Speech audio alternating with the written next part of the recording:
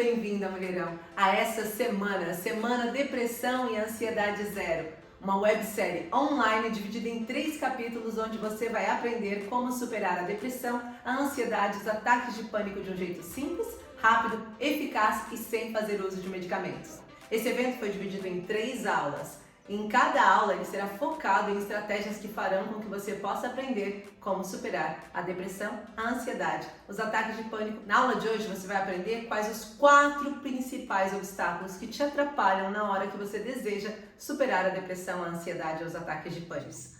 Este evento ele foi feito para você que tem se sentido triste há muito tempo, que não encontra um motivo e nem sabe se é depressão ou ansiedade. É feito para você que sofre com depressão, seja ela distimia, depressão crônica, depressão bipolar, unipolar, depressão pós-parto, TDPM e até depressão sazonal.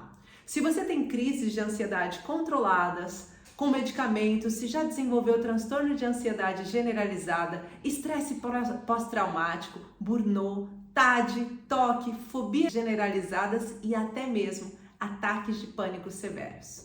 Foi desenvolvido para quem toma medicamentos há pouco tempo ou há muito tempo e deseja encontrar outras saídas. Enfim, foi desenvolvido para você que deseja voltar a ser dona da sua própria vida, sem dependência de medicamentos, de um jeito simples, rápido, eficaz e natural. Eu sei que isso parece bom demais para ser verdade. Se eu tivesse aí no seu lugar, eu também desconfiaria. Eu mesmo, quando comecei a colocar em prática na minha história, desconfiei se isso poderia ser replicado para outras mulheres. Mas sabe o que eu descobri? É que sim. Seguindo um passo a passo único e a metodologia, elas também conseguiram chegar a resultados como esses que vocês vão ouvir agora.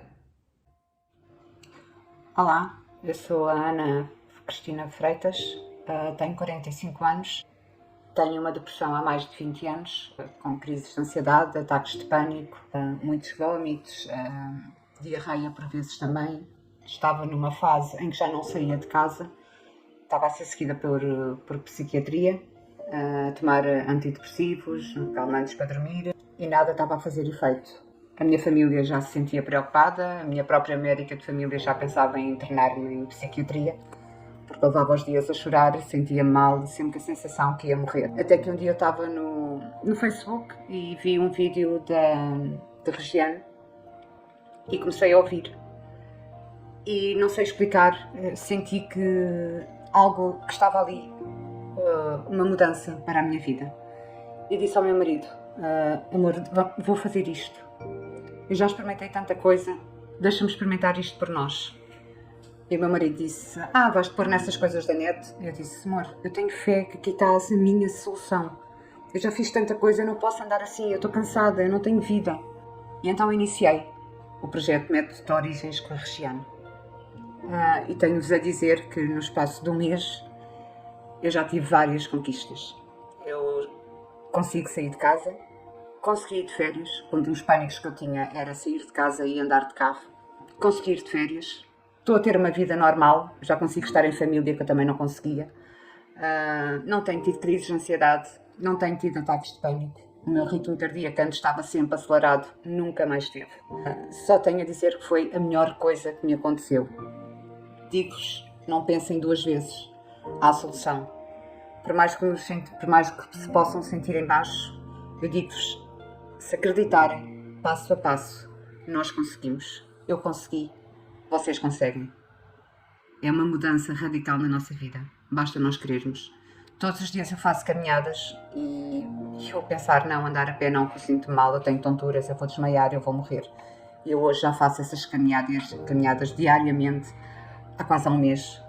E a minha própria família, o meu marido e a minha filha, são os que estão comigo mais perto, já dizem, tu estás diferente, eu já sorrio, eu já sinto vontade de rir, eu já saio, já me divirto, consigo estar em família, consigo estar com o meu netinho, que é a coisa mais maravilhosa da minha vida.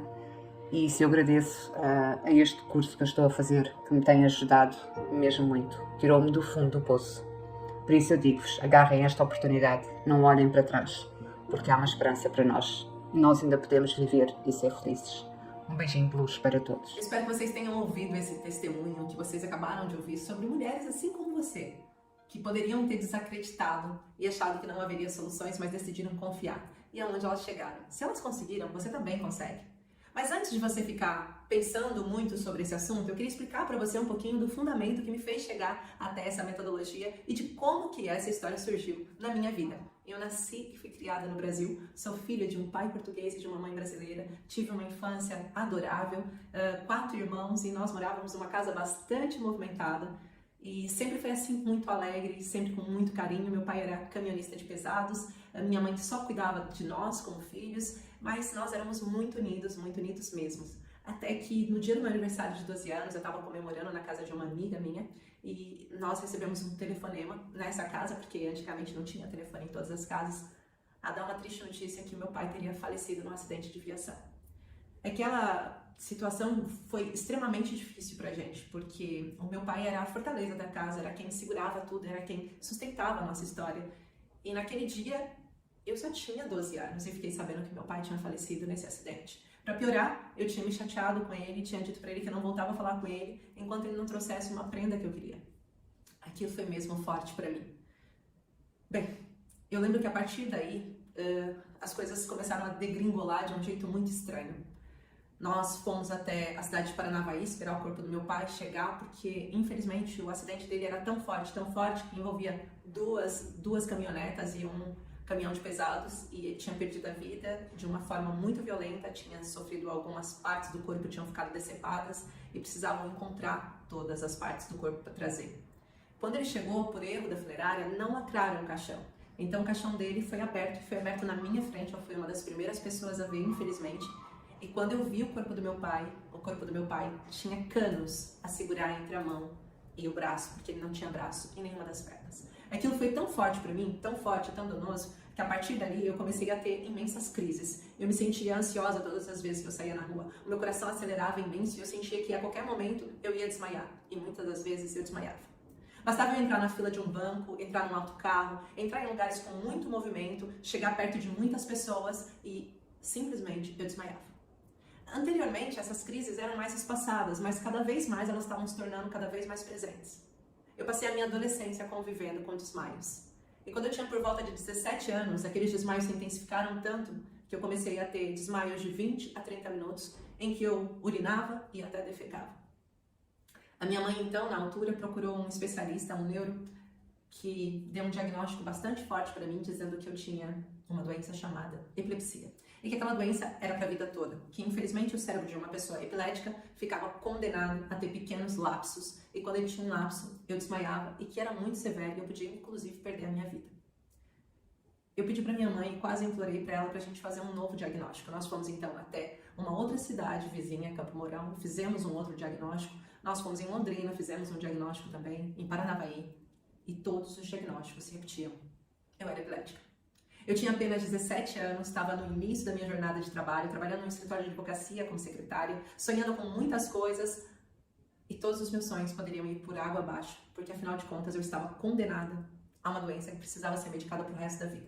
Eu lembro que quando eu fui falar para o meu patrão, para o Dr. Francisco, um advogado do escritório que eu trabalhava, ele disse para mim: Regiane, nesse caso, se você quiser, o que eu posso fazer por você é pedir a sua aposentadoria precoce, que você vai precisar, porque dentro de 2 anos, mais ou menos, você vai estar realmente incapacitada, inválida. Quando ele falou a palavra inválida para mim, uma chave virou.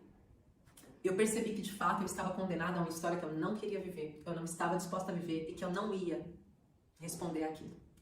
Eu saí dali destinada a procurar qualquer coisa que pudesse me ajudar a não precisar tomar medicamentos e nem me tornar inválida.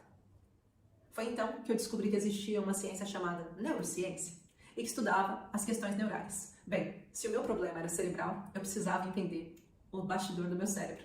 E foi assim que eu comecei a estudar de forma autodidata, estudar e replicar conhecimentos que eu estava adquirindo naquele processo. E colocando em prática, eu fui percebendo que o meu cérebro tinha uma tendência a quebrar, quase que isso, a colapsar em momentos muito parecidos. E que aqueles momentos, quando repetidos, faziam com que o meu corpo colapsasse e eu entrasse numa crise de epilepsia. Então, eu consegui entender que existia um sistema padrão, em que, quando em sequência, fazia com que eu caísse no desmaio. E eu comecei cada vez mais a tentar parar esse sistema padrão o mais cedo possível para que eu não desmaiasse. E foi assim que eu comecei então a não ter mais crises de desmaios. E hoje posso dizer para você, eu nunca tomei medicação para epilepsia e não sou epilética. E, pasmem ou não, os médicos, os meus exames mostram o contrário, que eu era epilética e que eu consegui sair disso. Foi através disso que eu consegui adquirir algumas das ferramentas que eu quero passar aqui para você. Mas mais do que isso, até o ponto de se tornar uma missão, isso ficou engavetado. Eu simplesmente usei na minha vida e pensei, ok, eu vou seguir a minha história tranquilamente, sem precisar me preocupar com isso. Também não vou espalhar isso pelo mundo, porque quem sou eu para provar que epilepsia não é algo que torne uma pessoa inválida? E foi assim que eu fui seguindo a minha vida. Constituí um matrimônio, casei, tive filha. Só que quando minha filha tinha mais ou menos 12 a 13 anos, ela começou a ficar num processo de se fechar cada vez mais. Ela estava tendo alguns comportamentos estranhos e começou a desenvolver uma depressão já na sua adolescência.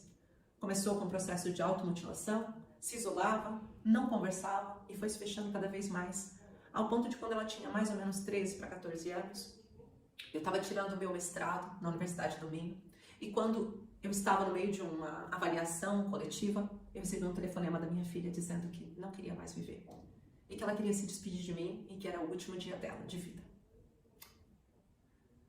Naquele momento, a minha vida simplesmente parou. Eu lembro de ter pego as minhas coisas correndo e ter saído como louca, ter ligado para minha irmã e ter pedido para minha irmã vir aqui em casa porque ela morava relativamente perto e poderia evitar qualquer tragédia. Eu vim correndo para casa porque a minha filha sempre foi o grande motivo da minha existência. É a minha família, é meu tudo. E você, se você for mãe, você vai saber do que eu tô falando. Então eu vim correndo para casa. Ela era só uma adolescente. Quando eu cheguei, eu lembro de ter entrado na sala e ela tá no chão com as duas mãozinhas assim. Aquelas mãozinhas pequenas. E à frente dela tinha uma faca vermelha de cozinha. E minha irmã fez assim pra mim, ter calma, respirar. Eu cheguei perto dela, abracei ela e ela disse pra mim que não queria mais viver. E eu lembro de ter pedido pra ela e ter dito, filha, por favor, vamos fazer um pacto. Me dá alguns dias pra provar pra você que vale a pena viver. Me dá alguns dias pra mostrar pra você que existe um significado pra sua história. E eu prometo que se você não achar razão, eu vou descansar meu coração e vou aceitar a sua escolha. Mas até lá, me promete que você vai ficar. Ela me prometeu isso e ao mesmo tempo eu fiz uma promessa para Deus. Que se Ele me ajudasse a curar minha filha, se Ele me ajudasse a mostrar para ela que existia um significado para a história dela e tirar ela dessa depressão severa que ela estava, que eu ia ajudar mais e mais mulheres a conseguir alcançar essa cura. Foi assim que surgiu a minha missão.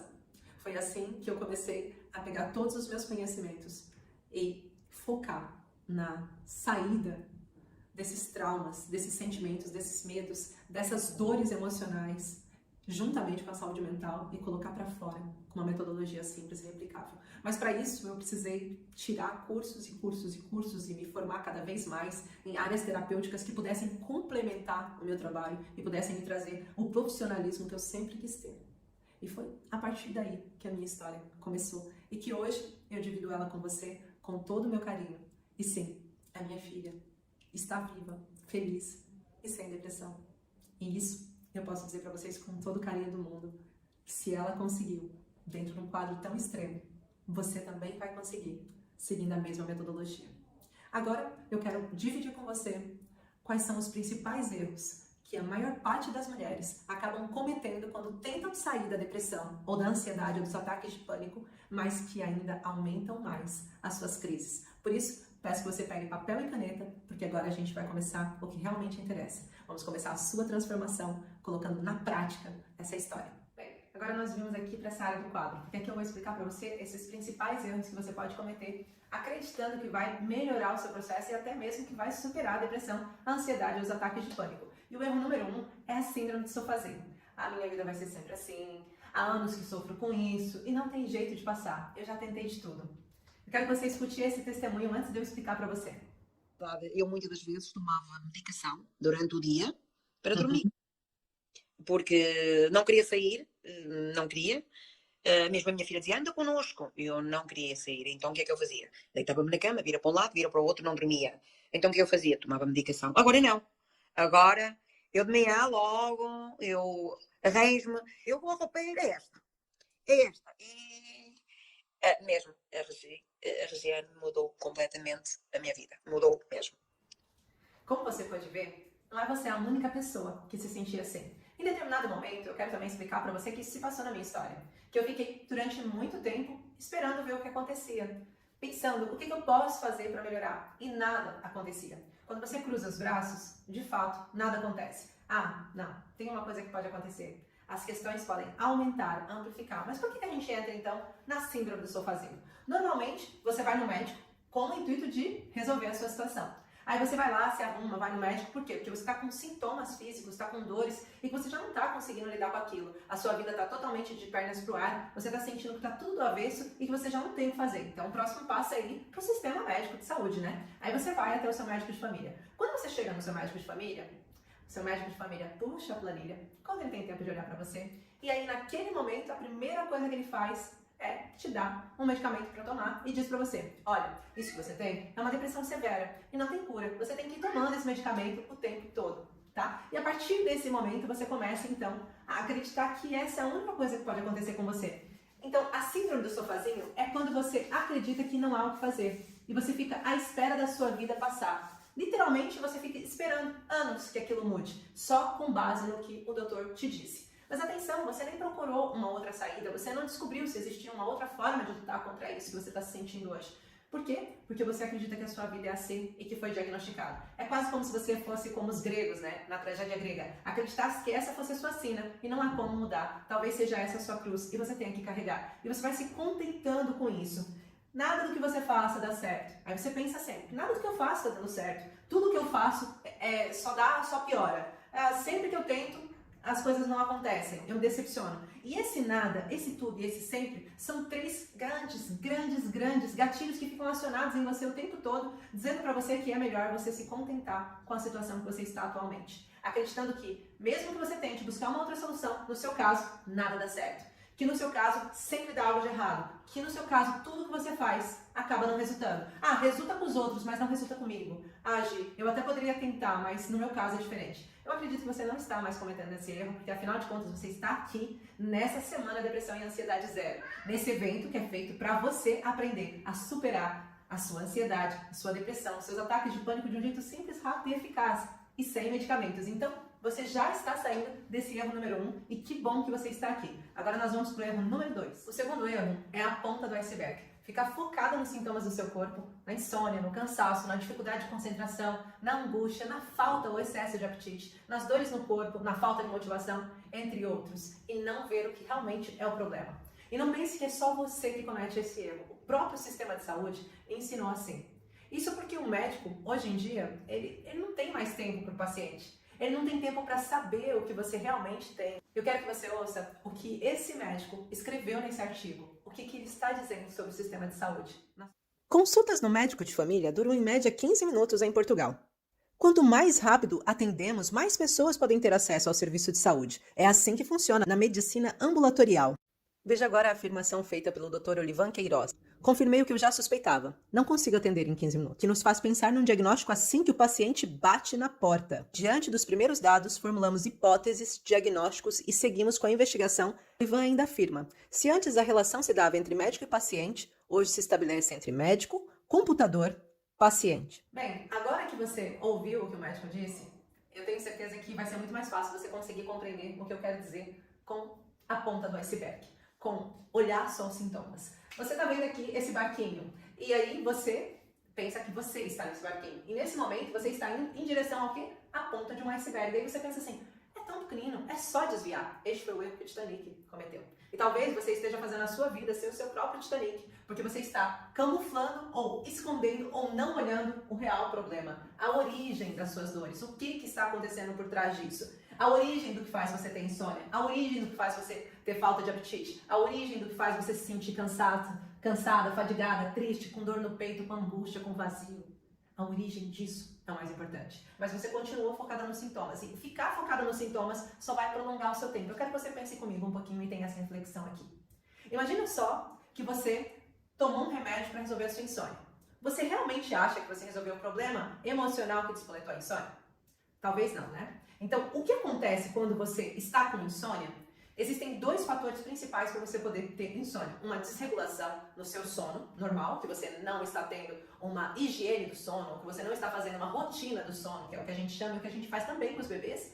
Ou pode ser também uma questão hormonal de melatonina. Mas sabe o que é mais importante? É que a melatonina e a rotina do sono dependem de uma coisa, do seu descanso e das suas atitudes e atividades diárias. Então ela não depende só da questão do medicamento e nem depende só do fato de você não conseguir dormir baseado nos seus hormônios, mas sim nos seus problemas. Porque quando você está com muitos problemas para resolver, o seu cérebro liga dentro de você, aqui ó, nessa parte aqui, no seu neurocórtex, ele liga um sistema para fazer com que você entre em estado de hipervigilância, para que você comece a se atentar às soluções que você possa ter. É a mesma coisa que acontece com uma pessoa em ansiedade. Quando essa pessoa está ansiosa, quando ela está entrando numa crise de ansiedade, ela começa a ver um problema que ainda não é visível aos olhos de ninguém, porque ela está antecipando aquilo que pode acontecer. E a cabeça dela está totalmente focada na resolução daquele conflito. Por isso, o corpo dela, os olhos dilatam, o coração acelera, bombeando o sangue mais rápido para oxigenar o cérebro e fazer com que ela pense 2 vezes mais rápido, só que ela fica focada naquele problema. O pensamento dela vai bifurcar ao ponto dela só pensar na mesma coisa, o que a gente também chama de pensamentos intrusivos.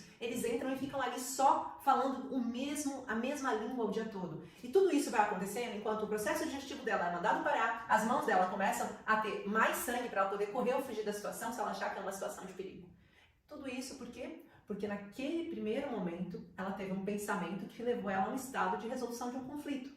Então, automaticamente, quando nós temos insônia, são outros os fatores, e muitos dos fatores são de origem emocional. Se você não está conseguindo dormir por conta do problema, é óbvio que você vai sofrer de insônia.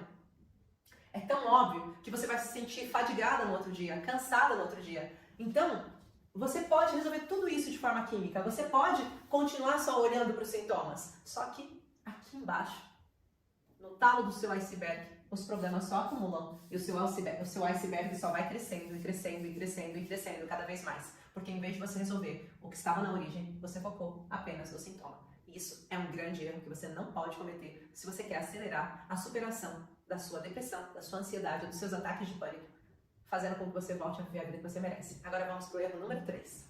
O terceiro erro é o remedinho milagroso. Querer tratar tudo só com remédios. Bem, quando você está doente, você vai ao médico e acha inadmissível se você sair de lá sem uma prescrição médica. O médico também só foca no sintoma. Raras são as exceções. Quando você encontra alguém que não é assim, normalmente você não volta. Agora veja, eu quero que você veja essa reportagem. Em uma época em que mais pessoas estão tomando drogas psiquiátricas do que nunca, o explosivo livro de Joanna Moncrieff desafia as alegações de seus poderes míticos. Baseando-se em extensa pesquisa, ela demonstra que as drogas psiquiátricas não tratam ou curam doenças mentais, agindo em desequilíbrios químicos hipotéticos ou outras anormalidades no cérebro.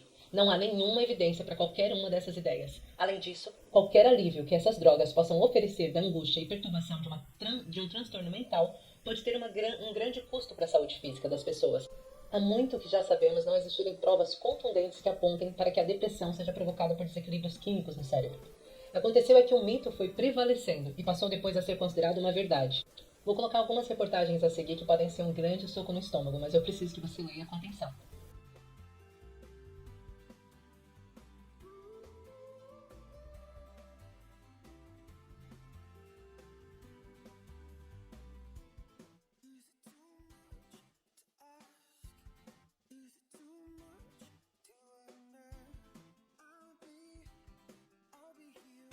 Você quer jantar de graça no melhor restaurante da sua cidade ou então viajar para um resort com tudo pago, mesmo sem ter cartão de crédito? Se você for um médico, isso é muito simples. Tudo que você precisa fazer é aceitar o convite que as indústrias farmacêuticas fazem daquele jantar chique. Você vai comer muito bem e, em troca, você vai assistir uma aulinha sobre o novo medicamento super eficaz e super caro que eles acabaram de lançar. E depois, para continuar sendo chamado para esses jantares, tudo que você precisa fazer é mandar o seu paciente usar esse remédio novo e caro. E você não precisa avisar a indústria farmacêutica que você está passando o remédio não. As próprias drogarias vão ver o seu carimbo na receita e já vão avisar eles.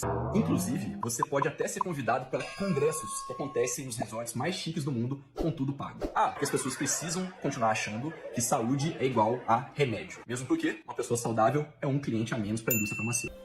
The fundamental problem is capitalism, or I should say materialism. As long as the research is driven by the profits of pharmaceutical companies, what's going to drive the education of physicians except the profit motive of pharmaceutical companies? I mean, just obvious.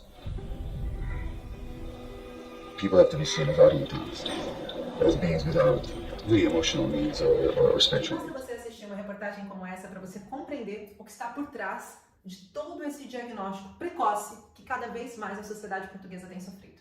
Que cada vez mais aumenta o índice dos remédios receitados, diminui as chances de sair desse processo de 10, 15, 20, 30 anos tomando antidepressivos e ansiolíticos e chegar numa cura. Sabe o que é mais engraçado? Se os remédios foram feitos para curar, no caso do remédio do antidepressivo e ansiolítico, por que nós não curamos o paciente? Por que o paciente vai lá no médico, ele prescreve um medicamento e ele toma durante tanto tempo? Pior, por que é que tantas pessoas reclamam e falam sobre as consequências desses medicamentos nas suas vidas? Os danos colaterais, os efeitos secundários.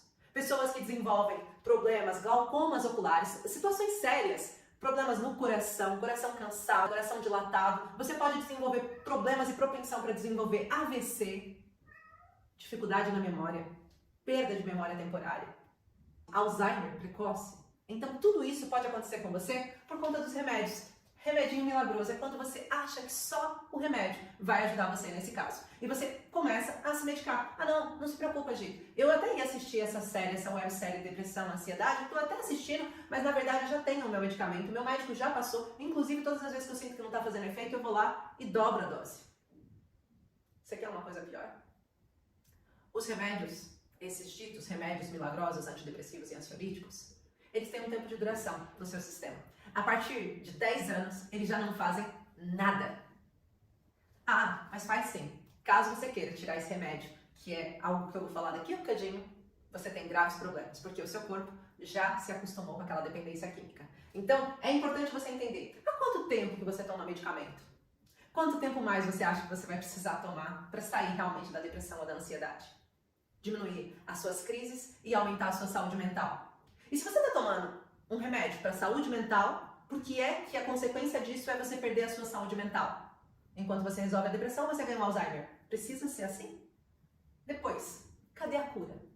Aonde que está a cura desse medicamento? Foi isso que a Joana, que está nesse artigo que eu passei para vocês, falou sobre os medicamentos antidepressivos. Lembrando que esses medicamentos eles começaram a ser receitados para tuberculose em 1952. E aí, descobriram que os tuberculosos ficavam levemente alegres. Peraí. Então as pessoas que têm esgotamento, que era o nome que tinha antes da depressão, podem se beneficiar disso. Se elas tomarem, uma vez que elas estão tristes, elas ficam mais felizes. Logo, elas podem se curar. Não, se curar não. Mas a gente pode dizer que ela pode se curar. Porque querendo ou não, se ela fica mais alegre, ela já não fica no estado depressivo, de esgotamento. Então talvez isso seja cura. Só que nunca conseguiram comprovar. Vários estudos foram engavetados quando tentaram provar o contrário. Acredito que daqui a pouco a gente já não vai saber mais desse estudo que ainda hoje você acha no Google, da Joana, como eu passei para você. Provavelmente daqui a pouco vão fazer questão de tirar isso lá da Inglaterra, quiçá do mundo, para que ninguém mais saiba que, afinal de contas, a indústria farmacêutica cresce nas suas custas, enquanto a sua saúde só piora. Bem, esse é o número 3. Você fica viciado no remédio e, consequentemente, não consegue sair dele. Porque você está cada vez mais viciada e cada vez mais dependente desse medicamento. Então não existem remédios milagrosos para depressão, ansiedade e muito menos para ataque de pânico. O erro número 4, chutar o balde. Decidir jogar os remédios todos fora de uma vez. Mas sabe o que eu quero dizer com chutar o balde? Eu sei que essa é uma expressão brasileira e que resume o 8 e o 80 português. Como se eu ficasse tão chateada que os medicamentos não resultam, que estão fazendo eu entrar no modo sobrevivência, que eu esqueço tudo e deito tudo fora e digo, eu não quero mais viver essa vida apática, sem brilho nos olhos, sem conseguir chorar e me emocionar, tendo crises o tempo todo, mesmo tomando medicamento, e se eu não tomo medicamento, ainda mais as crises vêm. Eu não quero essa dependência para minha vida. Eu preciso sair do estado de sobrevivência. Eu perdi 10 anos da história dos meus filhos, de repente os meus filhos já são homens, estão saindo de casa e eu nem vi eles crescerem. Enquanto eu me medicava, eu entrava num estado de inércia de mim mesma, eu preciso deitar esses medicamentos fora. Aí você, fechada nessa crise, vai e tá! Só que você acaba esquecendo que esses medicamentos eles são extremamente viciantes e que isso vai causar um efeito de abstinência, fazendo você ter crises terríveis de insônia, enjoos, desmaios, falta de ar, crise de ansiedade. E aí você vai dizer, viu? Foi aquela terapeuta. Eu ouvi ela e me dei mal. Mas olha, ouça bem o que eu estou dizendo. Eu não estou dizendo para você chegar e chutar o balde dos medicamentos, acabar com os medicamentos da sua vida de uma vez assim por todas. Não é isso que eu recomendo você fazer, até porque eu sei que eles são extremamente viciantes. Eu quero que você pense aqui comigo um pouquinho. Um medicamento demora de 4 a 6 semanas para fazer efeito. Enquanto você começa a tomar esse medicamento, você não vai sentindo os efeitos logo de cara, porque ele precisa se adequar ao seu sistema. É como se você fosse um carrinho. Até então, o seu carrinho está funcionando e te levando direto para o seu trabalho, ou seja, para o seu corpo, para o seu cérebro funcionar. E esse carrinho todos os dias vai feliz e traz para você essas sinapses, esses transmissores, esses hormônios que fazem você ficar equilibrada e bem disposta. Mas daí um dia você passou por uma situação traumática, por uma tristeza, vou falar mais disso na próxima aula, você passa por algum momento difícil, e daí nesse momento difícil o que acontece?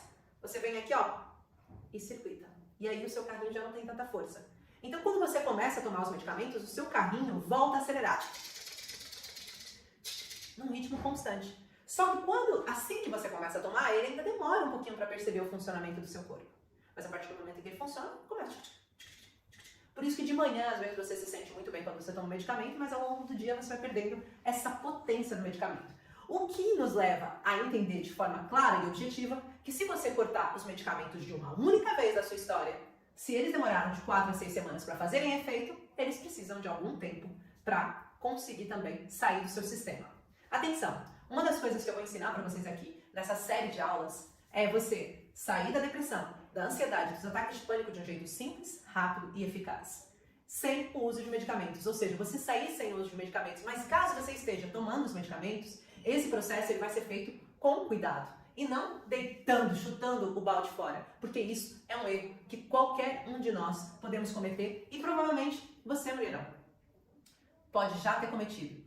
Pode ter tentado largar os medicamentos, ter tentado sair e de repente você viu que você estava extremamente dependente e isso fez com que você voltasse para o nosso erro número 1. Sentasse no sofazinho, se sentisse impotente e dissesse: se calhar é isso mesmo, vou ter que tomar esses medicamentos pro resto da vida. O meu médico tem razão, a minha depressão é crônica e não tem cura.